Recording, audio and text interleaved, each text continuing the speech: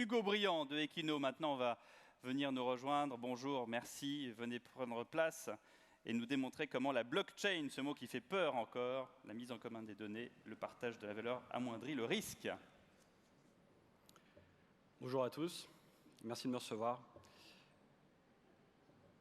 J'ai commencé à assister au débat hier et je ne suis pas un expert en agronomie.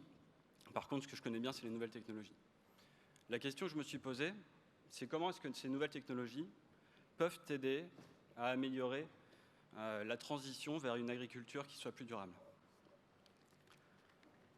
Un des éléments que j'ai noté dans les discussions d'hier, c'est qu'il est urgent de changer le modèle agricole.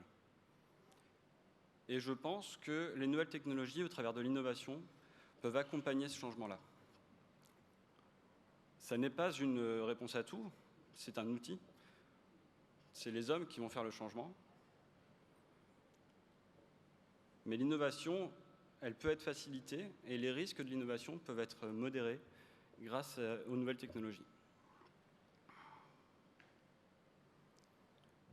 Un des sujets qui a été abordé hier, c'est comment est-ce qu'on fait pour migrer vers un système agricole qui est plus complexe qu'aujourd'hui.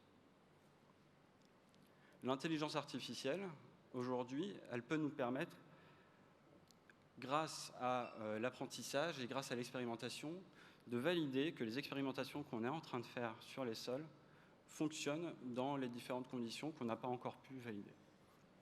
Par exemple, si j'essaye une nouvelle forme d'entretien de mon sol, comment est-ce que je peux vérifier que c'est quelque chose qui va être durable avec le climat qui change? Grâce au modèle qu'on va pouvoir créer avec l'intelligence artificielle, on va pouvoir valider ça beaucoup plus vite. Et donc réduire le risque de l'innovation. Mais pour avoir ces modèles-là, il va me falloir des données.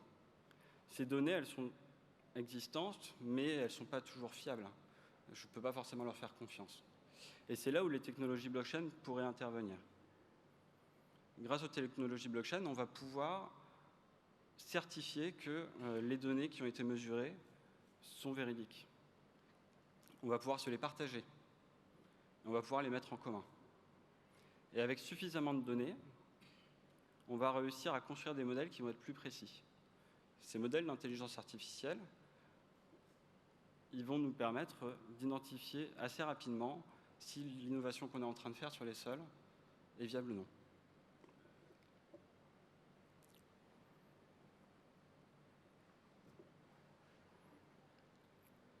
Un autre sujet qu'on a abordé hier, c'est comment est-ce qu'on fait pour garantir que les financements de la transition écologique des sols sont transparents. Comment est-ce que je peux apporter plus de financement pour cette transition?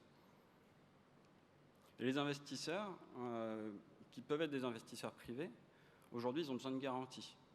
Il y a une volonté de la part d'investisseurs privés de financer cette transition écologique. Grâce aux technologies blockchain, grâce aux crypto-monnaies, je vais avoir une certaine transparence sur les investissements. Je vais pouvoir savoir, en tant qu'investisseur, que l'argent que je donne va bien sur les projets que je souhaite financer. Et donc aujourd'hui, on voit qu'avec l'intelligence artificielle, on peut réduire les risques de l'innovation. Avec les technologies blockchain, on peut partager les risques de l'innovation. Ça devient plus simple d'innover et ça nous permet de faciliter la transition écologique. Je vous remercie.